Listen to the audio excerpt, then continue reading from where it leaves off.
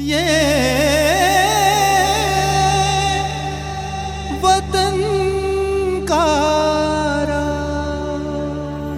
वतन का राग सुनने वाले सभी श्रोताओं को नमस्कार।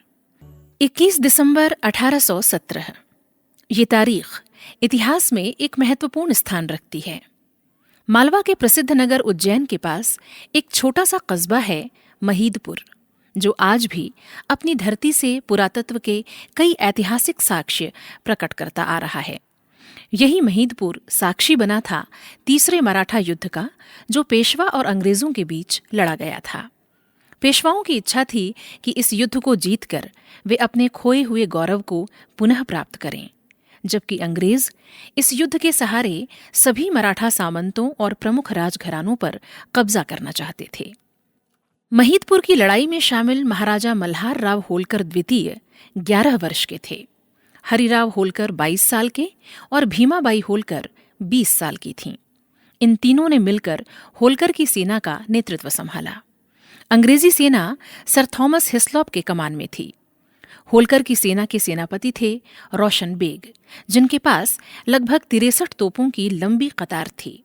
मराठों की ये सेना लगभग जीतने की कगार पर थी, किंतु होलकर सेना के एक सेना नायक के द्वारा अपनी टुकड़ी वापस लिए जाने के कारण होलकर की सेना को पराजय का मुंह देखना पड़ा। 6 जनवरी 1818 को मंदसौर की प्रसिद्ध संधि हुई और अंग्रेजों ने होलकर के बहुत से राज्यों पर कब्जा कर लिया। इस बीच बाजीराव द्वितीय सभी मराठा सामंतों को एकत्र कर बड़ी निर्णायक लड़ाई की तैयारी में जुट गए थे, किंतु उन्हें भी हार का सामना करना पड़ा और जून 1818 में उनकी सत्ता भी समाप्त हो गई। अंग्रेजों ने पेशवा की पदवी को समाप्त कर दिया। मराठा शक्ति सतारा की एक छोटी सी रियासत तक सीमित रह गई, जो 1848 में बंबई राज्य का एक अंग बन गया। बाजीराव पेशवा को 8 लाख की वार्षिक पेंशन देकर क्षेत्र खाली करने के लिए कहा गया और वे उत्तर भारत में गंगा के उस पार बिठूर में जाकर रहने लगे, जो कानपुर से लगभग 20 किलोमीटर उत्तर में है। यहाँ से इतिहास का एक नया दौर आरंभ होता है। बाजीराव पेशवा द्वितीय को जब बिठूर की जागीर मिली तो वो अपने सहस्रों आश्रितों के साथ पुणे से बिठूर आ गए।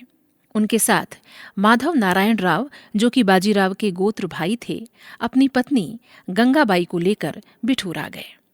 बाजीराव पेशवा का कोई पुत्र नहीं था, इसलिए उन्होंने माधव नारायण राव के 3 वर्षीय पुत्र धोंडो पंत को गोद ले लिया, जो बाद में नाना साहब पेशवा के नाम से विख्यात हुए। नाना साहेब बाल्यकाल में लक्ष्मीबाई और तात्या टोपे के साथ खेला करते थे। यहीं से स्वाधीनता के इतिहास का एक नया पन्ना खुलता है। बहुत खेल खेले जीवन में, कोई खेल ना भाया, जैसा इन नैनों के आगे खेलनो खाया, खेलनो खाया।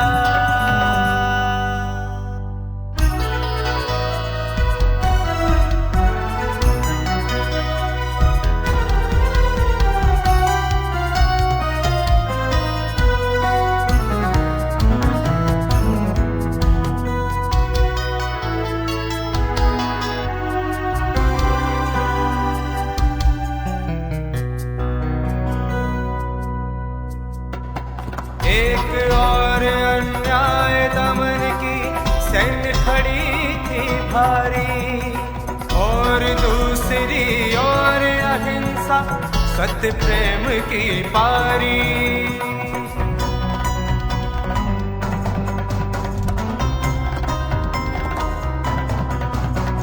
एक और अन्याय दमन की सैन्य खड़ी थी भारी, और दूसरी ओर अहिंसा सत्य प्रेम की पारी, सत्य प्रेम की पारी। बहुत खेल खेले जीवन में, कोई खेल ना भाया, बहुत खेल खेले जीवन में, कोई खेल ना भाया।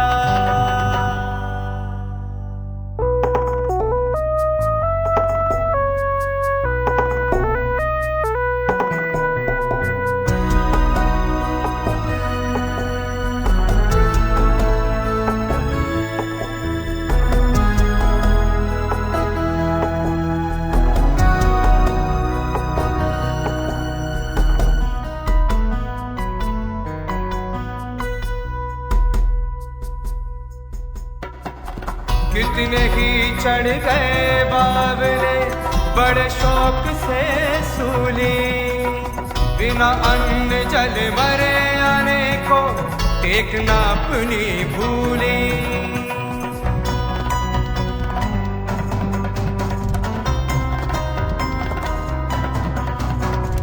कितने ही चढ़ गए बावले बड़े शौक से सूली, बिना अन्न जल मरे अनेको टेकना अपनी भूली, टेकना अपनी भूली।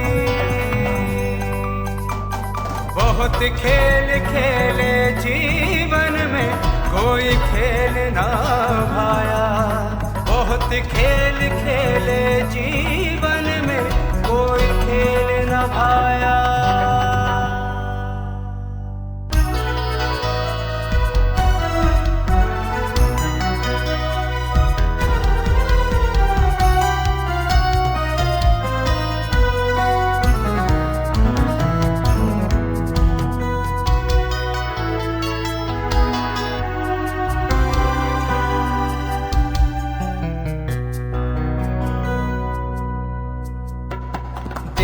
दुर्दशा देख वीर ये व्यथित हृदय उठ धाये, माता के चरणों में अपने जीवन सुमन चढ़ाए।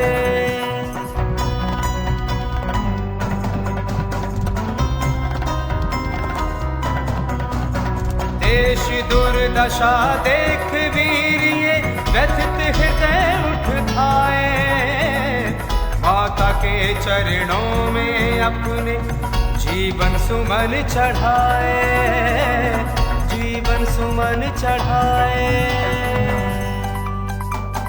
बहुत खेल खेले जीवन में कोई खेल ना भाया, बहुत खेल खेले जीवन में कोई खेल ना भाया।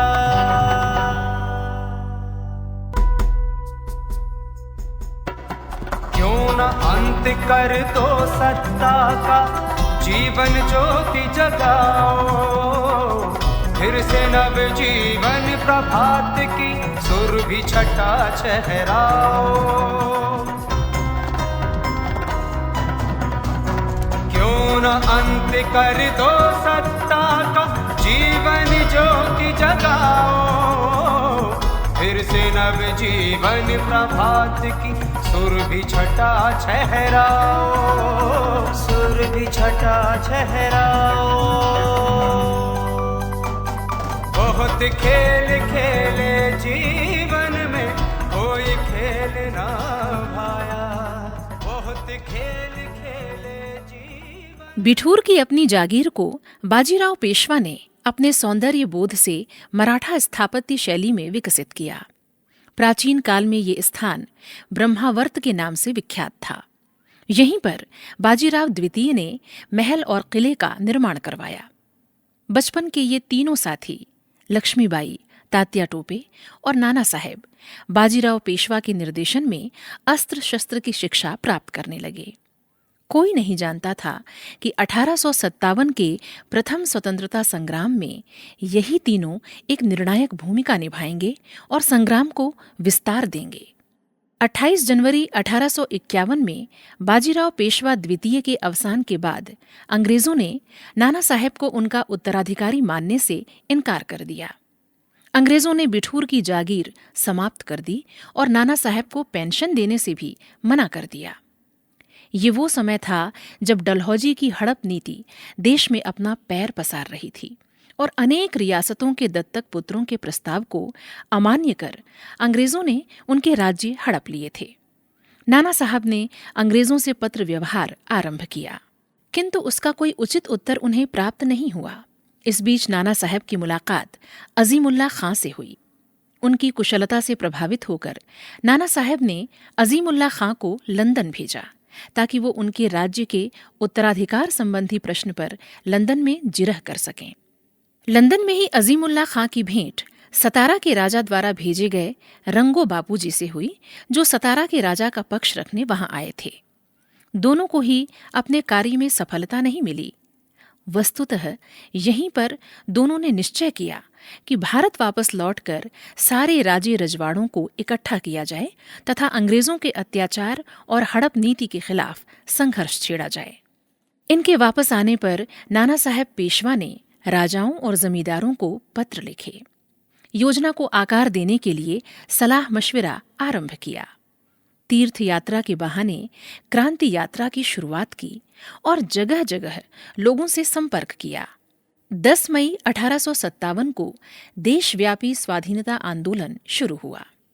4 जून 1857 को कानपुर में भी सिपाहियों ने क्रांति का आरंभ किया। नाना साहेब ने इस युद्ध में कूटनीतिक नीति निर्धारित की और वे ऊपरी तौर पर अंग्रेजों के मित्र बने रहे। यही मूल कारण था कि लगभग 1 वर्ष की तैयारी के बावजूद युद्ध शुरू होने तक अंग्रेजों को योजना की भनक भी नहीं लग पाई और आरंभ हुआ 1857 का महासंग्राम। प्रबल 1857 तेरी अमित कहानी, प्रबल 1857 तेरी अमित कहानी, डूबा रक्त में खड़क लिख गए हैं अनेक सेनानी, डूबा रक्त में खड़क लिख गए हैं अनेक सेनानी, प्रबल 1857 तेरी अमित कहानी, डूबा रक्त में खड़क लिख गए हैं अनेक सेनानी, प्रबल 1857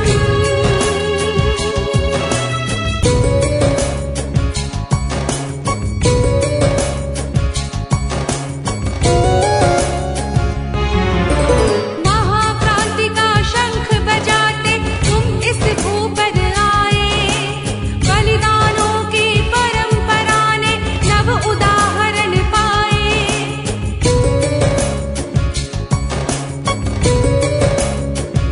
ओ महाक्रांति का शंख बजाते तुम इस भूपर आए, बलिदानों की परंपरा ने नव उदाहरण पाए, हमने चाहा तोड़ गिरा दे कारा की दीवारें, भूतल अंबर कांप रहे थे सुन भैरव हुंकारे, आजादी पाने को मचली थी उल्फत जवानी,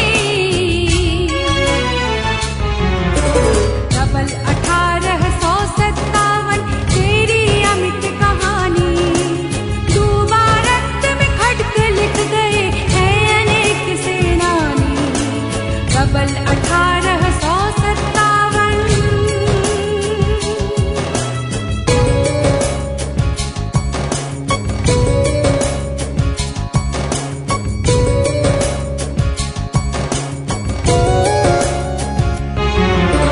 मेहंदी लगी तू कोमल हाथों ने तलवार उठाई, लगता था जैसे रणचंडी ने ली हो अंगड़ाई,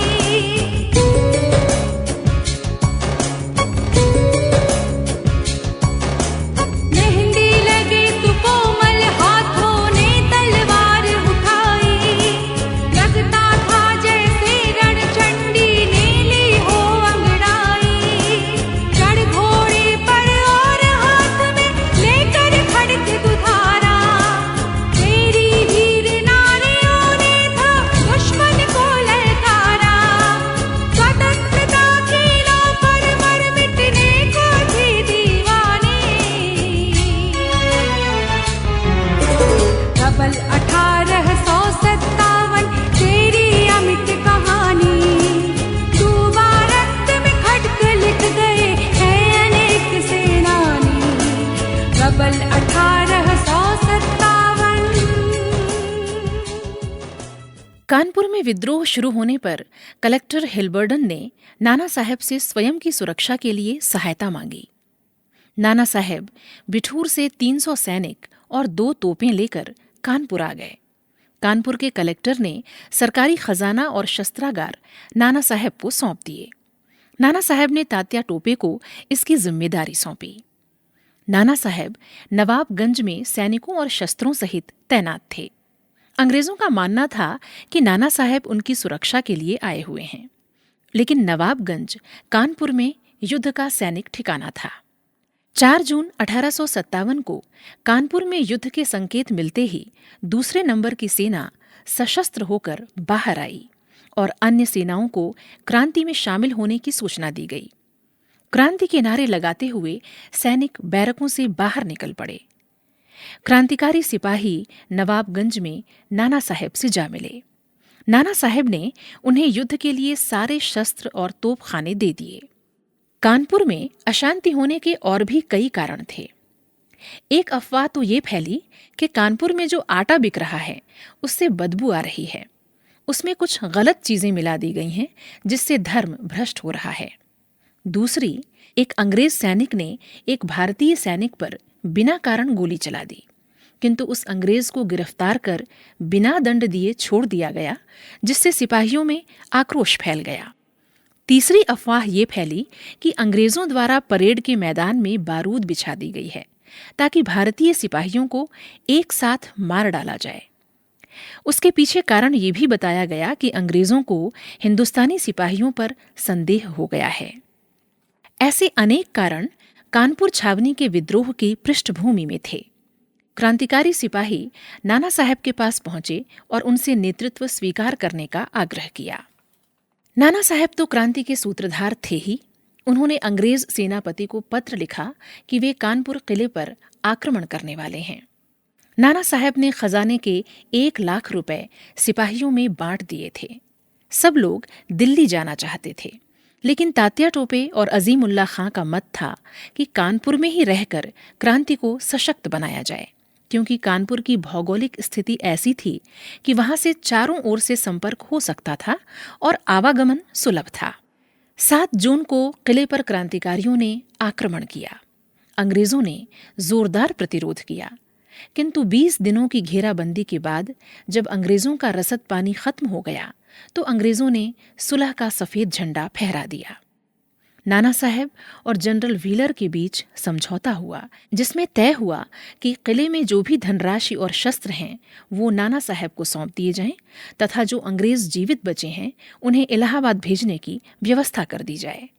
नाना साहब की पेशवाई क्रांतिकारियों ने बहाल कर दी और बिठूर में उनके महल में नाना साहब का राज्याभिषेक हुआ। नाना साहब ने सर्वधर्म संभाव का परिचय देते हुए नन्हे नवाब को कानपुर का शासक नियुक्त कर दिया। स्वाधीनता की लड़ाई वैसे तो आगे भी जारी रही, लेकिन कानपुर के ये प्रसंग स्वाधीनता के इतिहास में आज भी एक महत्वपूर्ण स्थान रखते हैं।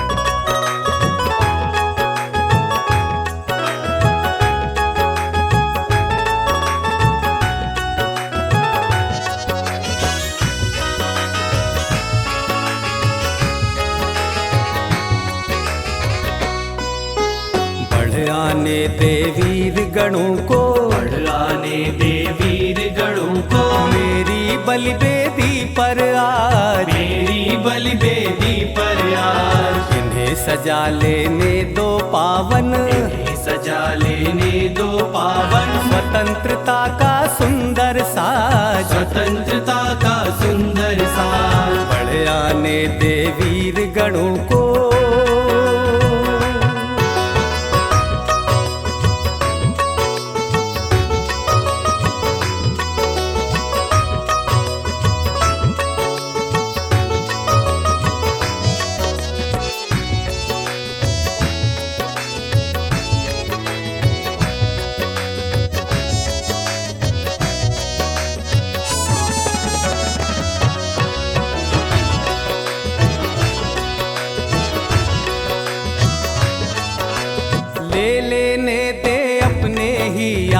आत्मिक बल से अपना अधिकार, ले लेने दे अपने ही आत्मिक बल से अपना अधिकार, कर लेने दे इनको अपना तन मन जीवन प्राण निसार, कर लेने दे इनको अपना तन मन जीवन प्राण निसार, हो जाने दे रसिक शिरोमणि को इनके ऊपर अनुकूल, हो जाने दे रसिक शिरोमणि को इनके ऊपर अनुकूल, इन्हें बना लेने दे अपने पथ के सारे कंटक फूल, पथ के सारे कंटक फूल, पथ के सारे कंटक फूल, बढ़ आने दे वीर गणों को, बढ़ आने दे वीर गणों को, मेरी बलिवेदी पर आज, मेरी बलिवेदी पर आज, बढ़ आने दे वीर गणों को। सर गा मादा मादा मादा ने गा मादा गा मादा गा दा मा गा रे सा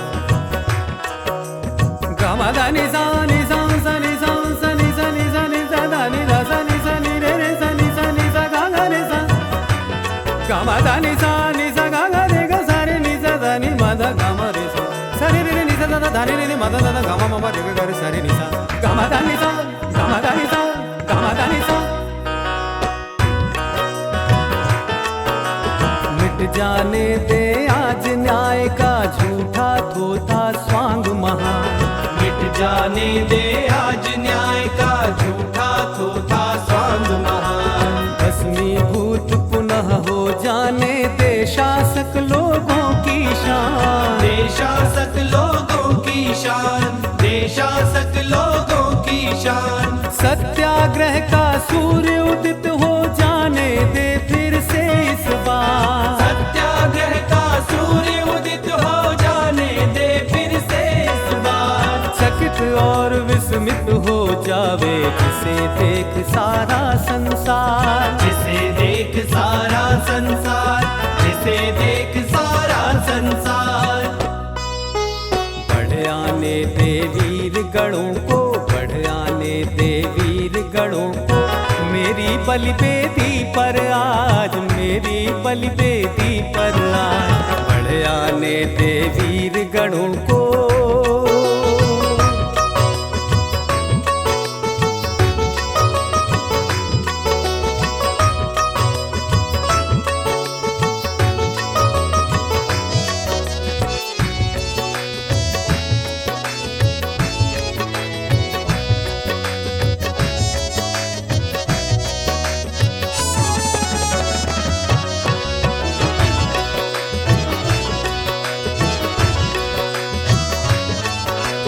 स्वयं बजा दे रे निष्ठुर काल आज तू रणभेरी, स्वयं बजा दे रे निष्ठुर काल आज तू रणभेरी, बाधा विघ्न नष्ट हो जावे हो ऐसी करुणा तेरी, बाधा विघ्न नष्ट हो जावे हो ऐसी करुणा तेरी, आते हैं जो वीर उन्हें तू समुत्साह से आने दे, आते हैं जो वीर उन्हें तू समुत्साह से आने दे, हंसते हंसते मातृभूमि पर उनको मर मिट जाने दे, उनको मर मिट जाने दे, उनको मर मिट जाने दे,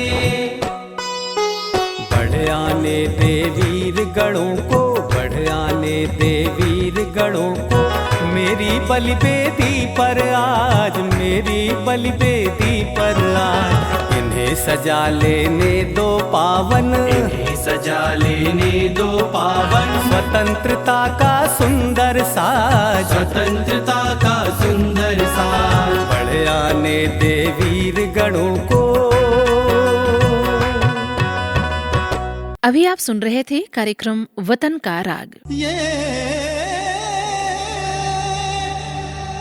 वतन का राग।